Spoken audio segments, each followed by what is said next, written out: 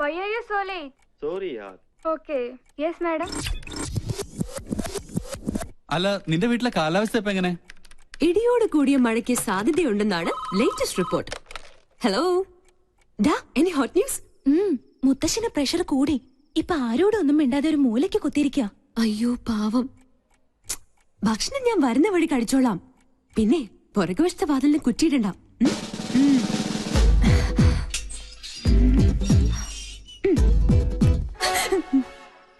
എനിക്കറിയാം ഇന്ന് നീ ഈ കുറുക്കുവഴിയിലൂടെ എഴുന്നള്ളൂന്ന്. തെരുവില് മോണോ ആക്ട്, വീട്ടില് മിമിക്രി. എന്താ നിന്റെ ഉദ്ദേശം? പോയിവിടെ. കണ്ടില്ലേ മുത്തച്ഛന്റെ അവസ്ഥ?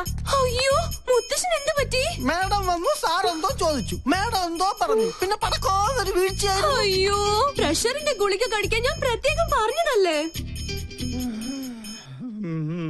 ഫോണിൽ എന്റെ ശബ്ദം അനുകരിച്ച് എന്തിനാ നീ കാശ് വാങ്ങിച്ചേ? ആട്ടെ, ആ കാശ് എവിടെ? കാശ് ചെലവായി പോയി. നേരെ ചൊവ്വേ കാശ് ചോദിച്ചാ അമ്മ തരുവോ? മുത്തശ്ശൻ തരുവോ? അത് നേരാ, ഒരിക്കലും തരൂല. അല്ല, ഞാൻ ചുമ്മാ ഒരു നേരം പോക്ക് കാണിച്ചു എന്ന് കരുതി അപ്പൊ തന്നെ ആ ക്യാഷ് ചെക്ക് എന്നെ ഏൽപ്പിക്കേണ്ട വല്ല കാര്യം ഉണ്ടായിരുന്നോ? വേണ്ട വേണ്ടാന്ന് ഞാൻ മുത്തശ്ശന്റെ മുഖത്ത് നോക്കി പറഞ്ഞതാ. വാങ്ങിച്ചേ പറ്റുള്ളൂന്ന് മുത്തശ്ശന് ഒരേ നിർബന്ധം. അങ്ങനെ പറഞ്ഞോ സാറേ? ആ പിന്നല്ലാതെ. ശരിക്കുള്ള കാര്യം കോട്ടയോ? എന്താ അത്?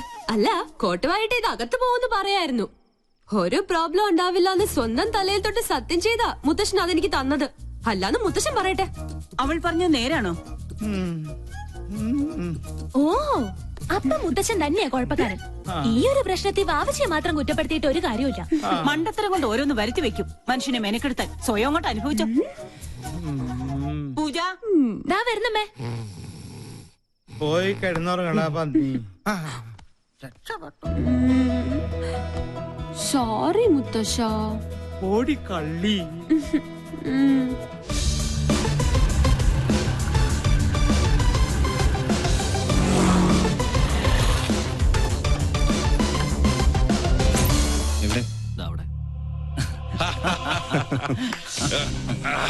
ചൊണക്കുട്ട് എന്റെ തുറുപ്പിച്ചിട്ട്. എന്തായാലും നിന്നെ സമ്മതിച്ചിരിക്കുന്നു. എത്ര പെട്ടെന്നാ അവളെ നീ വളച്ചെടുത്തത്. ഒന്ന് കരിമ്പ്, മറ്റവൾ കാരിരുമ്പ്.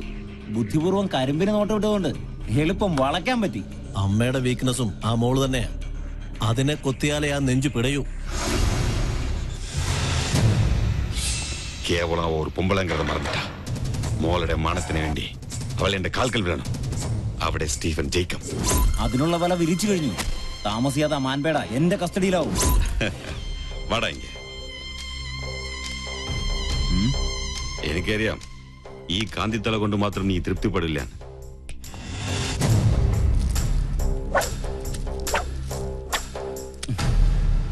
തൽക്കാലം മിനിക്കാൻ എനിക്ക് പോ മതി. അപ്പൊ പറഞ്ഞ പോലെ.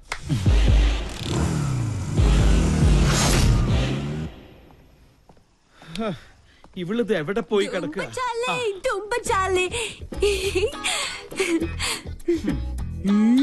നായിക്കിരിക്കാൻ നേരമില്ല, എന്നാലും നായി നടന്നിട്ട് ഒരു കാര്യമില്ല. എന്നല്ലേ മുത്തശ്ശൻ ഇപ്പൊ പറയാൻ ഉദ്ദേശിച്ചത്? ബ്രിഗേഡിയർ നമ്പ്യാരുടെ ഫാമിലി ഫംഗ്ഷന്റെ കാര്യം കാലത്ത് തന്നെ ഞാൻ നിന്നോട് പറഞ്ഞതല്ലേ. ഇനി അത് നിന്റെ അമ്മയുടെ വായി നിന്നെ കേൾക്കണമെന്നില്ല. അതിന് സമയമാവുന്നല്ലേ ഉള്ളൂ. ഞാൻ ready. എന്റെ പൂച്ചക്കുഞ്ഞ് എന്താ ഇരട്ടത്ത്?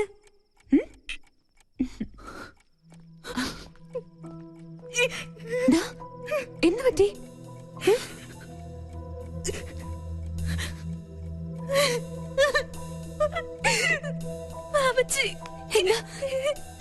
എന്താ ഉണ്ടായേ?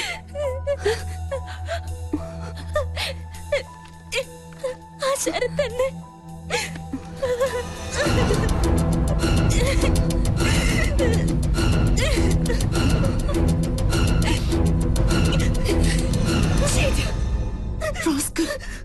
എന്താ അവന്റെ ഉദ്ദേശം? ഇന്ന് രാത്രി 8 മണിക്ക് ഹോട്ടൽ റീജൻസിയിൽ 307 നമ്പർ റൂമിൽ ചെന്നില്ലെങ്കിൽ ഈ ഫോട്ടോകൾ ഇന്റർനെറ്റിൽ പരസ്യപ്പെടുത്തും അത്രേ. പലതവണ എന്നെ ഔട്ടിങ്ങിന് വിളിച്ചതാ. അപ്പോഴൊക്കെ ഞാൻ എതിർത്തു. ഒടുവിൽ ഇതാ ഭീഷണി. ഒന്നും സംഭവിക്കില്ല. ആ ഫ്ലോട്ടിന്റെ വൃത്തിയായിട്ട നമ്പർ ഇതൊക്കെ. എന്തായാലും നമ്മളായിട്ടുണ്ടാക്കിയ പ്രശ്നം നമ്മൾ തന്നെ പരിഹരിച്ചേ പറ്റുള്ളൂ. അമ്മ അറിഞ്ഞ അത് മതി. എനിക്ക് പേടിയാവുന്നു. അറിയരുത്. അമ്മ മാത്രമല്ല ആരും. ധൈര്യമായിട്ടിരിക്കെ, ഞാനില്ലേ കൂടെ. ഈ കോലം കണ്ടാ മതി അമ്മയും മുത്തശ്ശനും സംശയിക്കാൻ. ഇത് ഞാൻ ഡീൽ ചെയ്തോളാം. നീ പോയി റെഡിയായേ പോ.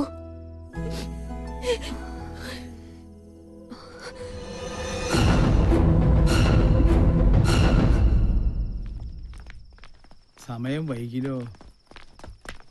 നീ ഇതെങ്ങോട്ടാ? സ്റ്റുഡിയോ വരെ. ഈ രാത്രിയിലോ? ഇപ്പഴാ ഓർത്തത്, നാളത്തെ എപ്പിസോഡ് എഡിറ്റ് ചെയ്യാനുണ്ട്. എന്ത് മല മറിക്കുന്ന ജോലിയായാലും ശരി, ഇന്ന് നീ ഞങ്ങളുടെ കൂടെ വന്നേ പറ്റൂ. എന്താ മേം സാബ് ഇങ്ങനെ വാശി പിടിച്ചാലോ? ചെയ്യും തൊഴിൽ അന്നമെന്നല്ലേ. ഈ മുത്തശ്ശനാണ് സത്യം. സ്റ്റുഡിയോ വർക്ക് കഴിഞ്ഞത് നേരെ ഫംഗ്ഷൻ. ഓക്കെ, കണ്ടില്ല അവളുടെ അനുസരണക്കേട്. ഈ മരഞ്ചാടിയോട് പറഞ്ഞിട്ട് എന്താ കാര്യം? ഒരു കണക്കിന് അവൾ ഇല്ലാത്തത് നന്നായി. വന്ന എന്തെങ്കിലും കുരുത്തക്കേട് ഒപ്പിക്കും, അത് ഉറപ്പാ.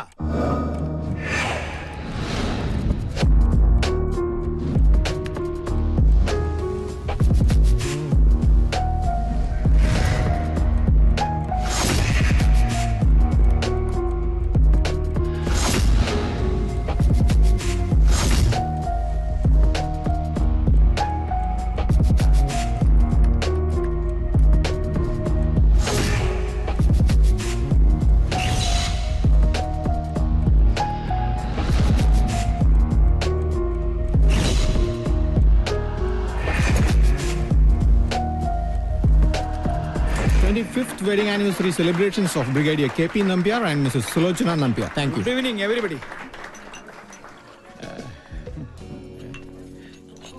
Ayyo. Good evening. Good evening.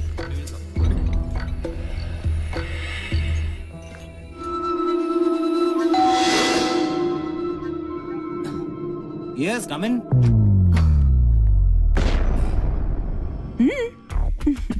പ്രതീക്ഷിച്ചില്ല അല്ലേ? പൂജയ്ക്ക് പകരം പിങ്കി. എന്താ ഇഷ്ടായില്ലേ? തന്നെ സമ്മതിച്ചിരിക്കുന്നു. കൊള്ളാവുന്ന കുടുംബത്തിലെ പെമ്പിള്ളാരെ കറക്കിയെടുത്ത് മോർഫിംഗിലൂടെ ഒരു ബിസിനസ് ബ്ലാക്ക്മെയിൽ. എന്താ നിന്റെ ഉദ്ദേശം? അത് തന്നെയാ എനിക്കും ചോദിക്കാനുള്ളത്. എന്താ നീ ധരിച്ചത്? നിന്നെ കണ്ട് അവള് ഭ്രമിച്ചു പോയെന്നോ? ഒന്ന് ഭീഷണിപ്പെടുത്തിയാ പേടിച്ചു വരേണ്ട സർവ്വത നിന്റെ കാൽക്കീഴിൽ സമർപ്പിക്കുമെന്നോ? ഒന്ന് മോഹിച്ചു പോയി എന്ന് കരുതി ഇത്തരം വൃത്തിയുടെ തന്ത്രങ്ങളുമായി വന്ന് ആ പാവത്തിനെ ചൂഷണം ചെയ്യാൻ ശ്രമിച്ചാലുണ്ടല്ലോ. എന്താ ഭീഷണിയാ? അതേടാ, ഭീഷണി തന്നെയാ. നീ ടോസ് ചെയ്ത അതേ നാണയം കൊണ്ട് തന്നെ നിന്നെ ഞാൻ കുരുക്കും. ഇത് സാക്ഷാൽ ഗന്ധർവൻ. ദാ, സിറ്റി പോലീസ് കമ്മീഷണർ ദീപക് ശർമ്മയുടെ സീമന്തപുത്രി പൂനം ശർമ്മ. ഇനി വീരശൂര പരാക്രമിയായ ഈ കാമദേവൻ ചേട്ടന്റെ പ്രണയക്കേളികൾ നോക്കിയേ.